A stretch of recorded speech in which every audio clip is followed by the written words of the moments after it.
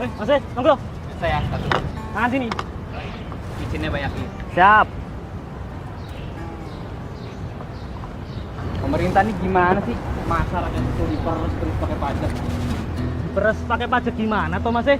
Ini loh bang, gue baca berita. Judulnya pajak naik, awas usaha kecil kena pajak. Lah, berita hoax itu. Clickbait kok dipercaya toh, Mas. Hoax clickbait gimana bang? Jelas-jelas ada di sini nih. Gini, Mas, saya jelasin.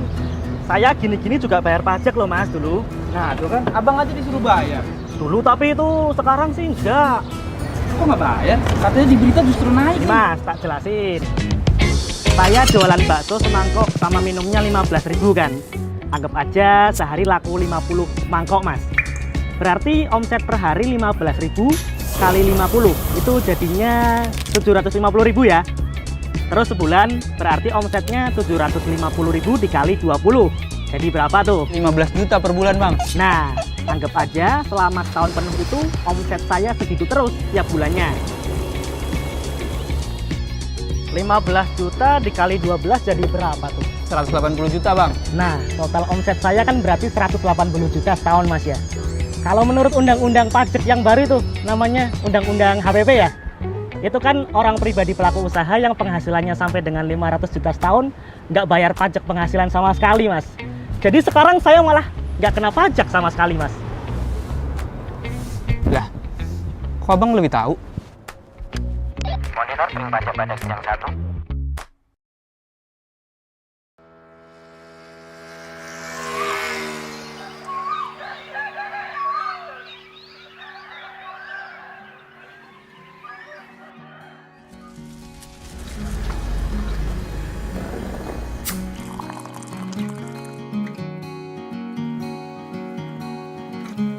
Dipogoreong itu simbol budaya dan ada istilah masyarakat Minang. Di Pogoreong inilah semua sejarah masyarakat Minang tersimpan.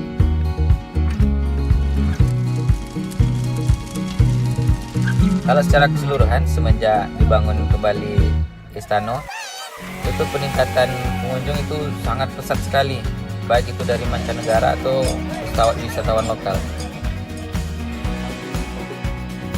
Ya senanglah untuk pedagang seperti saya sangat menggembirakan karena makin banyaknya buka tempat-tempat wisata lain yang akan menarik lebih banyak pengunjung lagi ke daerah Tanah Datar.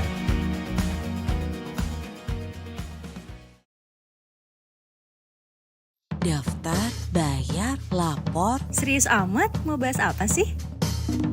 Ada yang baru nih. Sekarang telah hadir Cortex System. Daftar, bayar, lapor, dan berbagai layanan pajak dalam satu sistem. Loh, Mas siapa ya? Maaf, salah tempat. Eits, selain itu, nggak ada lagi drama-drama Evin. Cortex, Kalilogin, layanan terjamin.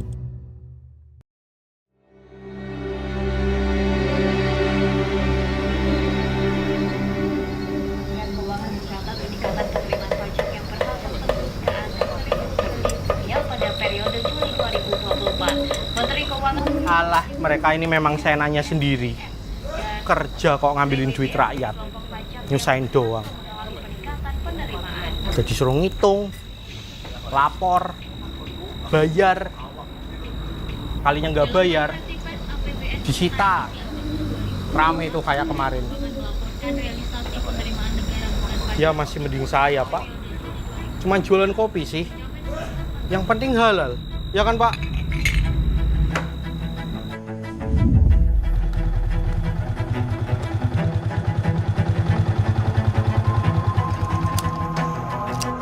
Pagi Pak Ari.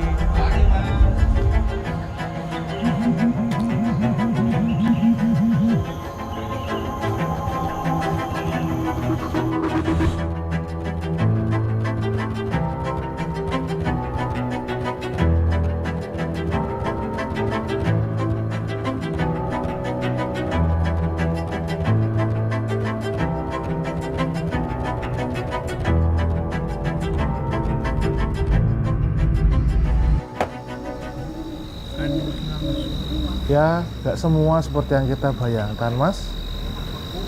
Terkadang kita nggak tahu kalau sebenarnya maksud mereka itu baik kan, Mas. Baik. Wah Pak, Bapak kalau ngantuk gak usah jaga Pak, bahaya. Mas, sampean rutin bayar pajak nggak? Ya kira-kira dari 200 cangkir kopi, 1 cangkir kopi saya kasih ke negara. Rutin sih Pak. Kalau Mas Chan udah capek-capek tiap hari bikin kopi, mau bayar pajak. Terus Mas Chan lihat usaha-usaha besar lainnya sengaja nggak bayar pajak. Mas Chan marah nggak?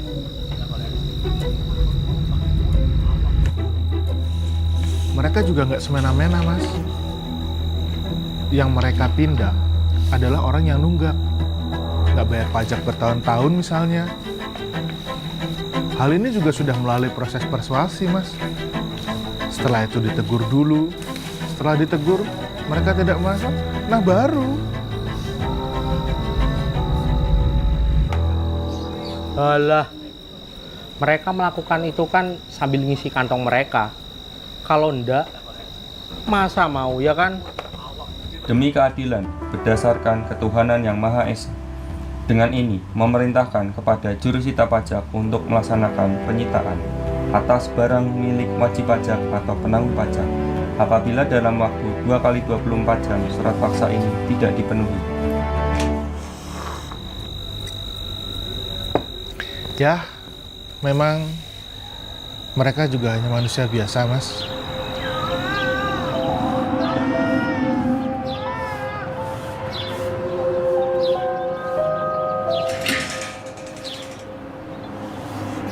Mas, Ya Pak. Mereka bisa saja memilih diam dan menutup mata. Terima kasih Pak, saya lanjut dulu. Ini bukan apa-apa, Pak. Tapi mohon bantuannya. Mohon maaf Pak, tugas saya di sini cuma satu, memastikan surat ini dipenuhi, tidak lebih, tidak kurang. Mari.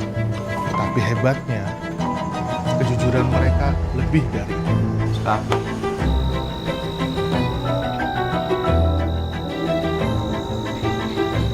Toh, nanti manfaatnya juga kembali ke kita semua.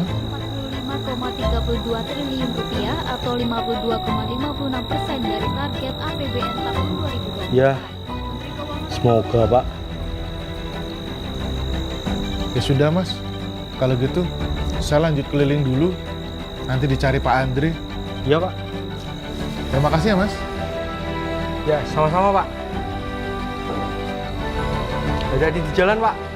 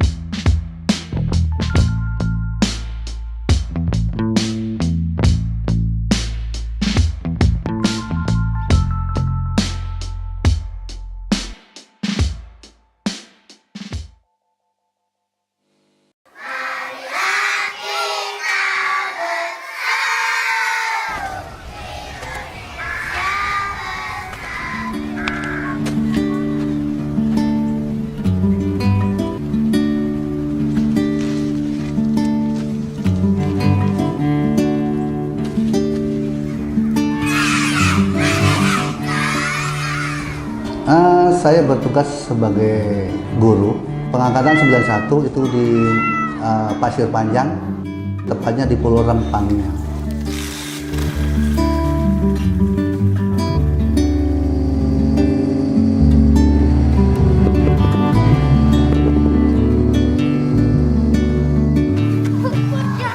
Pokoknya saya bilang dari Jogja, insya Allah saya merantau.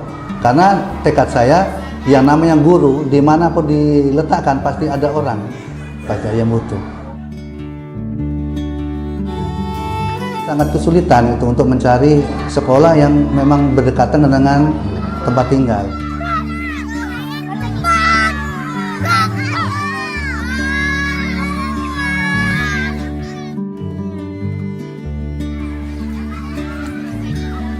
Alhamdulillah masyarakat sangat terbantu, bahkan minta mungkin kalau dari Jakarta ada datang lagi, coba mintalah kalau dapat 2-3 SD lagi di Tanjung Pinang Timur, malah begitu.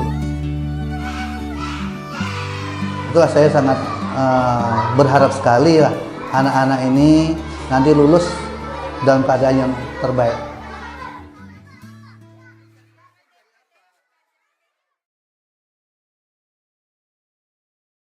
Selamat pagi, ini perjalanan kami menuju Engganu, wilayah kerjanya Kabupaten Pratama, Bengkulu 1. Doakan kami ya, menjalankan tugas negara ini sampai tujuan dan bisa kembali.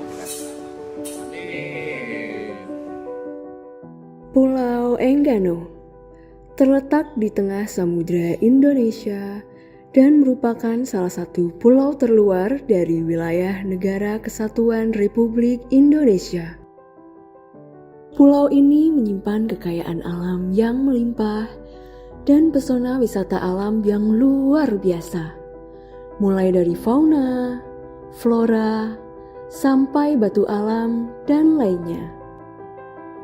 Pulau Engganu terkenal sebagai wilayah penghasil pisang dengan kualitas terbaik dan dipasarkan sampai ke Pulau Sumatera maupun Pulau Jawa. Namun, akses keluar masuk pulau masih sangat terbatas. Engganu hanya dapat diakses melalui penyeberangan 12 jam dari pelabuhan Pulau Bayi Bengkulu atau dengan penerbangan perintis yang belum terjadwal setiap hari. Ya, walaupun dengan keterbatasan akses dan lokasi, pembangunan di Engganu sudah terlaksana dengan masif dan berkesinambungan. Pembangunan jalan dan jembatan, sarana pendidikan, sarana ibadah, kantor pemerintahan, pelabuhan, dan bandara terus dilaksanakan oleh pemerintah pusat dan daerah.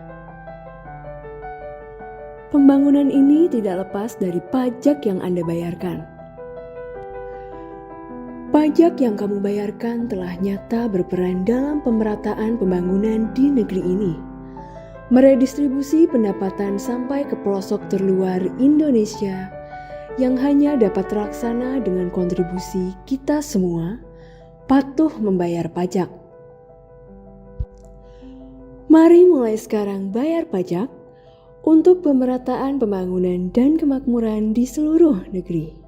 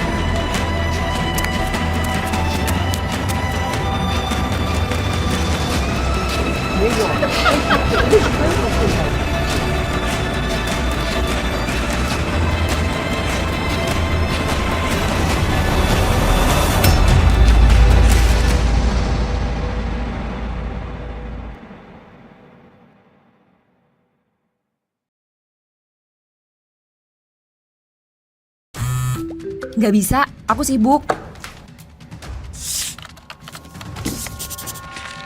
Stop. Kenapa sih birthday girl? Lu jangan digangguin. Aku punya hadiah ulang tahun. Pilih satu. Nggak mau, lagi sibuk. Pilih aja. Sumpah demi apa? Happy banget. Jadi sekarang jadinya tanggal 15. Bayar pajak kini lebih mudah. Mudah ingat tanggalnya, mudah cara bayarnya. Sekarang kita berada di Surabaya, kota terbesar kedua di Indonesia. Banyak hal yang bisa diceritakan dari kota terbesar nomor 2 di Indonesia ini. Mulai dari wisata, kuliner, sejarah, pelabuhan, hingga jembatan Suramadu. Jembatan yang menghubungi kota Surabaya dengan Pulau Madura.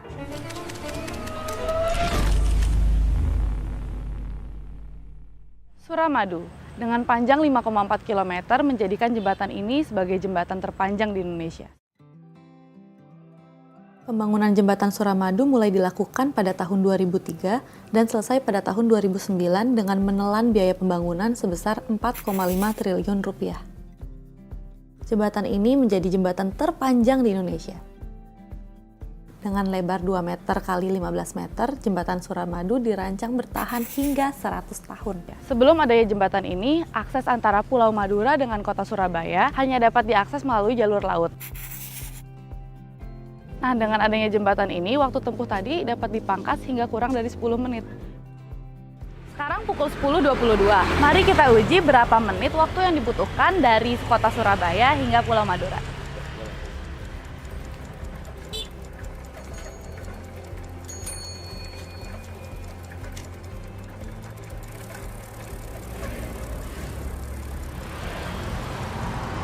Sekarang kita udah sampai di Pulau Madura. Cuman butuh waktu 4 menit. Suramadu berhasil mempersingkat waktu tempuh Surabaya-Madura. Hal ini kurang lebih memberikan dampak yang positif bagi masyarakat, baik secara sosial, ekonomi, hingga pendidikan. Pada awalnya dikenakan tarif untuk kendaraan yang melintasi jembatan Suramadu. Namun pada tahun 2018, Presiden Joko Widodo secara resmi menjadikan Suramadu sebagai jembatan tol non-tarif sehingga dapat dilalui secara gratis. Dibutuhkan waktu, tenaga, dan biaya yang besar untuk membangun jembatan Suramadu. Mari kita jaga dan rawat agar dapat terus dinikmati oleh anak cucu kita nanti. Saya Alia Hanifah, sampai jumpa.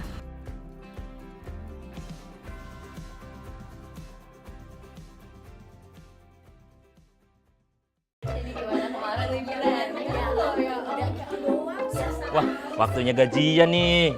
Udah masuk rekening belum ya? Oh iya Pak, kemarin saya cek gaji saya naik. Padahal nggak ada isu kenaikan gaji. Wah, bapak-bapak nggak pada tahu ya? Makanya baca berita dong. Ini loh, kan? Tarif pajak penghasilan sekarang lebih ringan. Wah, serius Pak? Iya, ini loh. Oh, mantep nih perubahannya. Kebijakan pemerintah yang satu ini sangat berpihak ke orang-orang kayak kita. Iya, tarif sama, dapat lebih. Dapat lebih? Mau dong!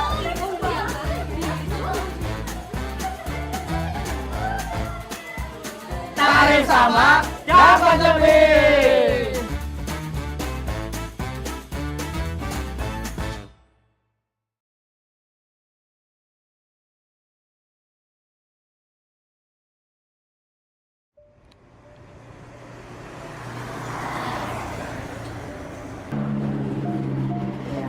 Nama saya Ibu Suryani Chandra.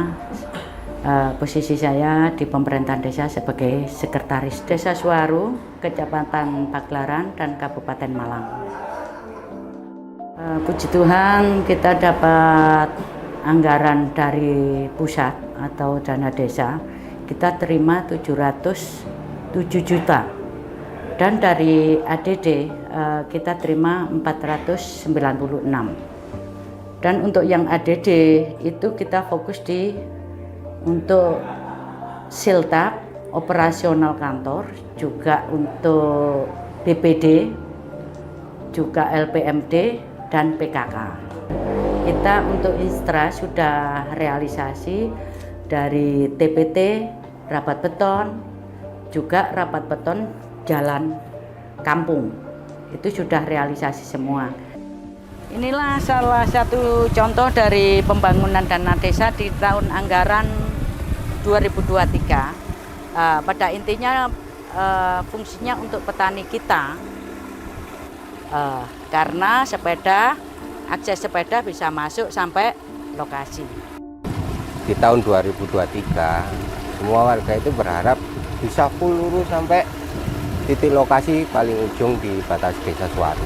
Untuk kedepannya kita ya untuk kesejahteraan masyarakat Suwaru, kita berharap nanti untuk TPT bangunan untuk para warga yang punya lokasi persawahan di sini, kita berharap nantinya bisa dibangun lurus sampai tuntas sampai ke ujung batas desa. Saya berterima kasih sekali dalam arti kita sudah terima dana sekian besar menurut saya dari pemerintahan Desa Suwaru, karena selama ini dari tahun 2007 kita cuma terima dari global ADD itu cuma 136.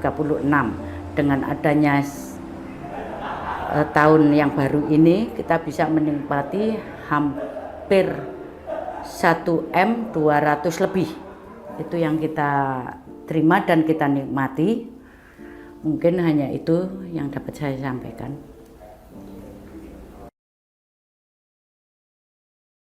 Guys, bantu gue buat bedah 2 cm ini.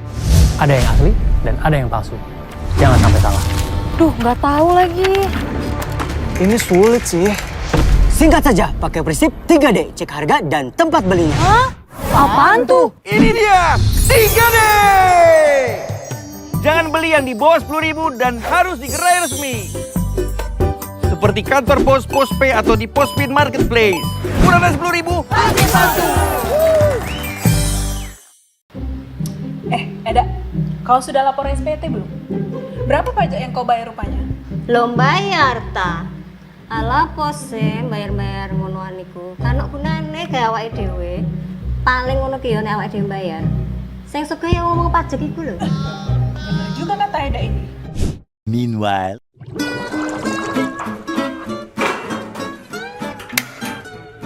ya, habis.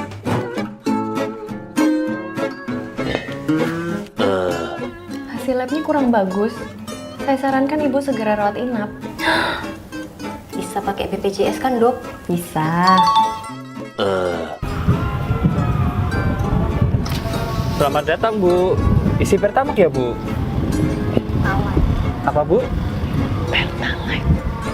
Pertalite?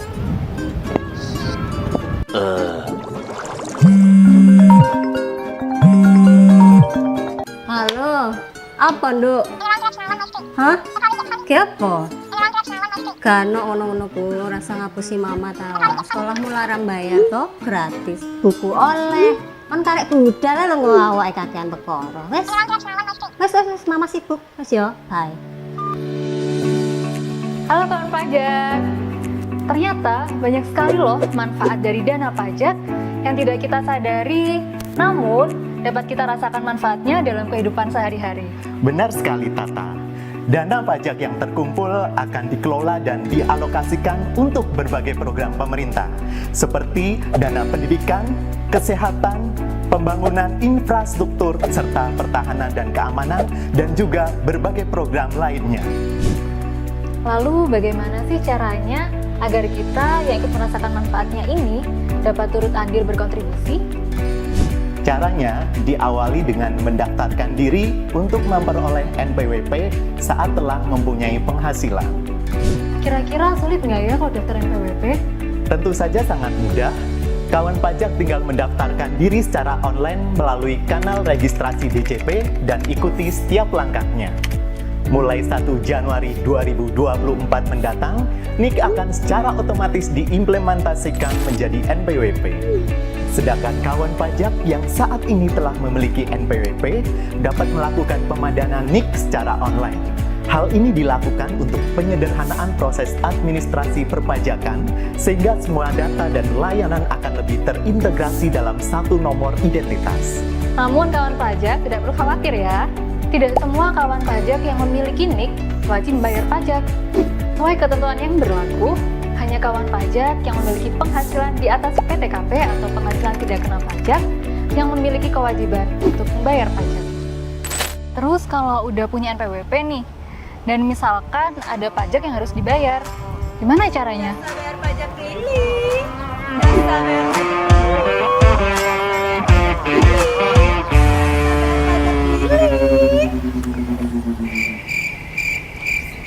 jasa bayar pajak keliling. Yang pasti tidak dibayarkan ke dia ya, apalagi ke petugas pajak. Kawan pajak dapat menyetorkan pajak dengan terlebih dahulu membuat kode billing melalui kanal djponline.pajak.go.id. Setelah billing pajak dibuat, kawan pajak dapat melakukan penyetoran pajak melalui bank persepsi, ATM, internet banking, mobile banking, dan kantor pos. Nah, jadi kawan pajak jangan khawatir ya, karena semua pajak yang dibayarkan oleh kawan pajak akan masuk ke kas negara untuk kemudian dihimpun dan dialokasikan kepada masyarakat. Nah, jadi nggak ada tuh ceritanya uang pajak masuk ke kantong petugas, apalagi untuk kepentingan pribadi. Kantor Pelayanan Pajak terus melakukan perbaikan diri dan mengembangkan berbagai fasilitas guna meningkatkan kualitas layanan kepada kawan pajak. Tentunya, semua layanan di kantor pajak gratis, tidak dipungut biaya. Dan yang terakhir, jangan lupa lunasi pajaknya, awasi penggunaannya.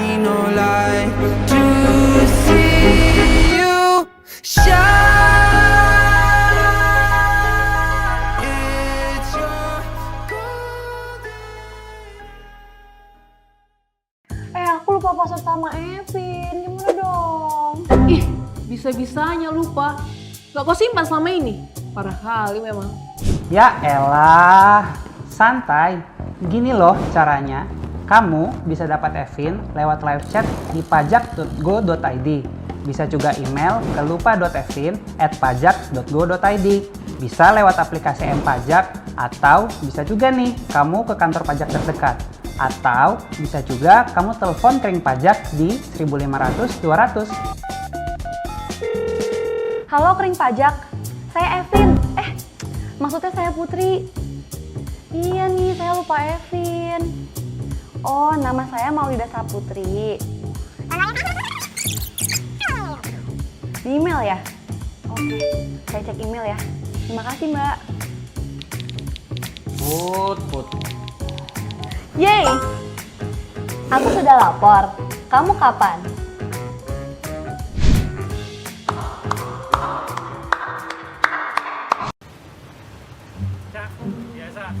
Oke, siap. Campur nggih, Pak.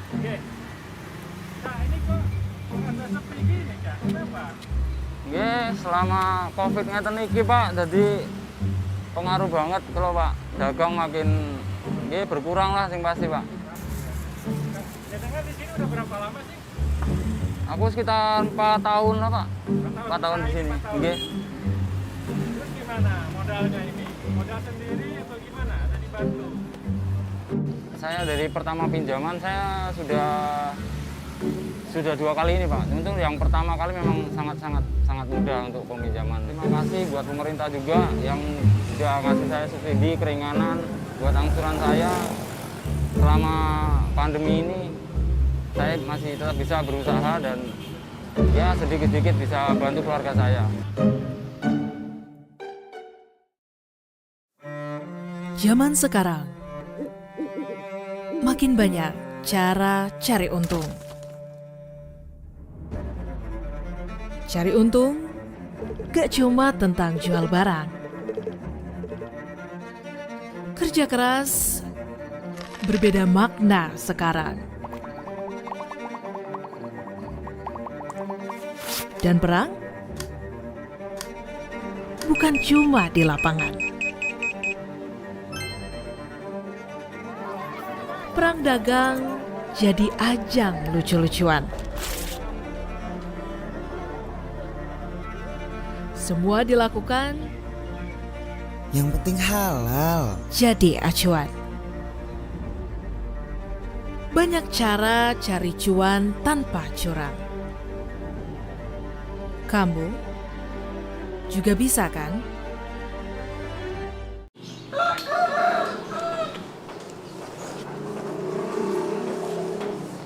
Bang, bagi duit kenapa buat belanja sayur? Lah, kemarin kan udah. Ih, segitu mah mana cukup. Sekarang semua harga-harga pada naik, no. Sembako juga pada naik. Hah? Naik? Kok bisa? Tuh, gara-gara pemerintah sekarang apa-apa kena PPN. Sembako juga kena PPN. Sembako dipajekin, bikin susah. Mana duit? Nggak ada? Kangkung berapa, Mas? 1.000, Mbak. 1.000. Kalau bayam? Bayam 1.000 sudah. Ini ayam berapa, Bang, sekilo? Itu 50, Mbak. Ih, mahal amat. Pasti gara-gara kena PPN ya? Astagfirullahaladzim, Bu Ratna. Di bulan suci Ramadan ini kita tidak boleh menyebar fitnah. Fitnah apa sih, Bu Haji? Orang saya baca kok beritanya di internet. Nih, kita harus hati-hati Bu Ratna kalau baca berita di internet. Jangan sampai kita kena hoax. Kalau untuk bahan-bahan sembako ini nggak kena PPN kok, Bu Ratna. Oh gitu? Iya. Bu Haji tahu dari mana? Jadi untuk berita PPN ini saya sampai cek kebenarannya loh Bu Ratna. Saya sampai telepon kering pajak. Gitu. Gitu? Iya. Terus ini ayam kenapa harganya jadi naik? Doblah kamu, Mbak. Astaga, Bang Asep yang bener aja kalau ngasih harga. Sabar, sepuasa.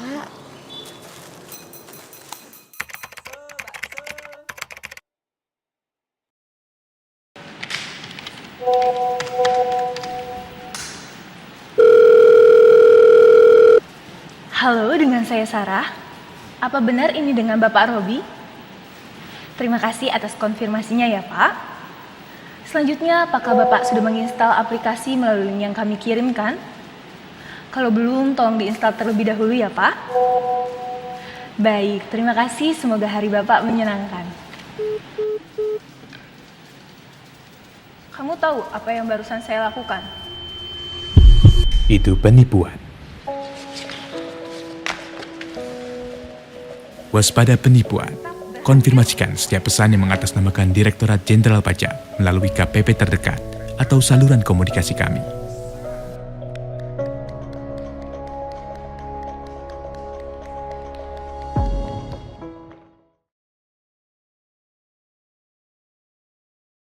Di dunia ini tuh, yang pasti cuma kematian dan pajak.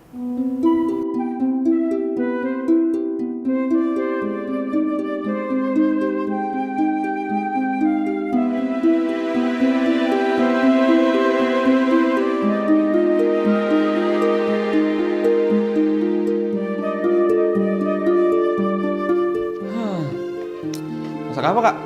Nasi goreng biasa. Cie, BTW ada yang baru gajian nih. Traktir dong. Buset, di kantor kena pajak, di rumah kena pajak juga. Kenapa sih harus ada pajak? Utuk. Sebel ya pertama kali bayar pajak. Ya sebel lah, Kak. Bayangin aja, aku kerja capek-capek, sampai lembur. Terus pemerintah enak aja ngambilin duit kita. Bisa gak sih nggak usah ada pajak aja gitu? Emang gak ada yang suka sih, Vi, bayar pajak. Tapi coba deh, Vi, bayangin. Besok pagi kamu bangun di negara baru yang gak ada pajaknya. Nah, orang-orang di sana tuh pasti butuh dong ada yang ngelola pemerintahannya. Akhirnya pemerintahannya tuh dipegang sama swasta. Gak ada pajak nih ya. Jadi semua penghasilan kamu itu bener-bener bisa dipakai buat bikin bisnis baru. Terus mereka jadi punya lebih banyak modal kan. Lebih banyak lapangan kerja baru juga. Bisa tuh, Kak. Lanjut ya. Perekonomian baru kebentuk tuh. Terus 100% dari penghasilan kamu bisa dipakai buat investasi. Terus buat bangun rumah sendiri, bangun sekolah, rumah sakit. Pokoknya apa aja kebutuhan dari warganya, ada aja pengusaha yang bakal bangun bagi ya. Gitu. Nah, si pola itu tuh gitu terus tuh. Sampai akhirnya semua fasilitasnya terpenuhi dan negaranya makin maju. Indah banget ya. Cuma muncul masalah baru nih, Vi. Sayangnya sifat manusia tuh kalau misalkan bikin keputusan itu tuh harus ada keuntungannya dulu. Contohnya, apa insentifnya kalau ada pengusaha yang mau ngebangun sistem jalan dan tol di negara baru itu? Kalau misalkan nggak ada insentifnya, mana ada yang mau? Soalnya buat bangun jalan itu butuh modal yang gede banget. Dan kalau misalkan mau balik modal, dia mesti nunggu 7 turunan dulu kali, Vi. Terus nih, buat ngebangun lampu jalannya, kalau misalkan gak dikasih insentif nih sama si pemerintah itu, siapa yang mau ngebangun? Satu negara aja patungan kalau mau bikin sesuatu. Satu negara patungan? Apa bedanya sama pajak? Oke, patungan nih ya. Kalau misalkan itu satu negara patungan, harus ada orang yang mastiin kalau semua rakyatnya tuh benar-benar patungan. Nah, mereka yang tugasnya ngawasin itu mesti ada yang gaji dong. Siapa yang mau gaji? Ribet juga ya, Kak. Tapi kemarin aku browsing nih, ada negara yang nggak ada pajaknya tau. Apa tuh? Dubai, terus Arab Saudi. Emangnya mereka dapat duitnya dari mana? Ya nggak tahu, aku belum baca sampai situ. Kamu tuh ya, Vi, kalau baca suka setengah-setengah deh. Nih ya, kakak kasih tahu. Arab tuh gak butuh pajak penghasilan. Soalnya mereka tuh udah kaya dari migas. Nah, sementara Dubai yang bukan negara penghasil minyak terbesar, mereka tuh bisa kaya dari macem-macem bisnisnya. Properti, penerbangan, pariwisata. Sama nih ya, Dubai itu lucunya, dendanya tuh gede-gede banget. Kamu nyetir lebih dari 60 km per jam aja, dendanya bisa sampai 10 juta. 10 juta tuh. Gila gak tuh? Berarti sebenarnya tuh bukan nggak ada pajaknya, Kak. Ada pajaknya, tapi bukan dari pajak penghasilan, ya kan? Iya. Tapi kan Indonesia kekayaan alamnya juga banyak. Terus kita juga punya BUMN. Kenapa nggak dimaksimalin dari situ aja? Realistisnya sih belum bisa ya, Vi. Soalnya Indonesia tuh populasinya gede banget. Wilayahnya juga luas banget. Kalau misalkan pajak penghasilan dihapus, bisa-bisa bengkak defisitnya. Emang kamu mau semua-muanya dibiayain dari utang? Nggak mau kan? Lagian kalau dihitung-hitung, kalau misalkan pendapatan negara cuma dari yang kamu bilang tadi itu, belum cukup buat biayain semua-muanya. Ini juga yang dialamin sama negara-negara Asia lainnya. Eropa juga, Amerika Serikat juga.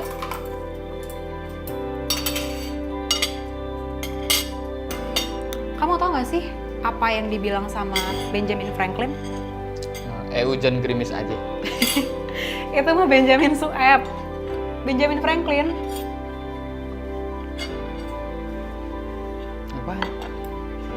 Di dunia ini tuh yang pasti cuma kematian dan pajak.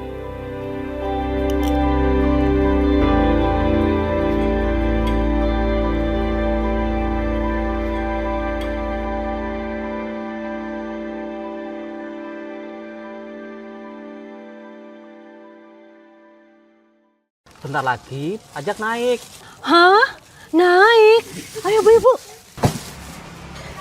lagi apa Pak? Ini baca berita. Oh.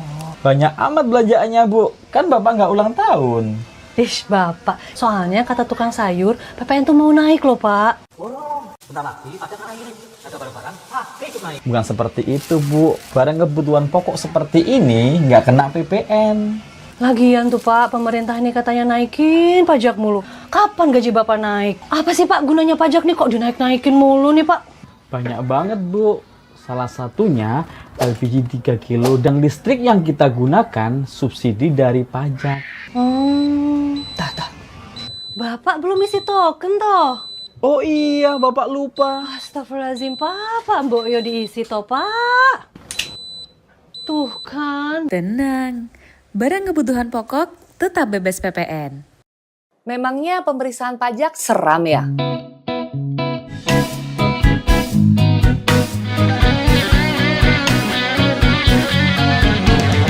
Halo kawan pajak, ayo kita paham pajak. Belakangan ini ada yang menyarankan untuk tidak melaporkan SPT tahunan rugi dan lebih bayar karena takut dilakukan pemeriksaan perpajakan. Memangnya benar ya seseram itu? Sebagai pemeriksa pajak, yuk saya ajak untuk memahami hal tersebut. Tahukah kawan pajak bahwa ternyata pemeriksaan pajak bukanlah sesuatu hal yang harus ditakuti?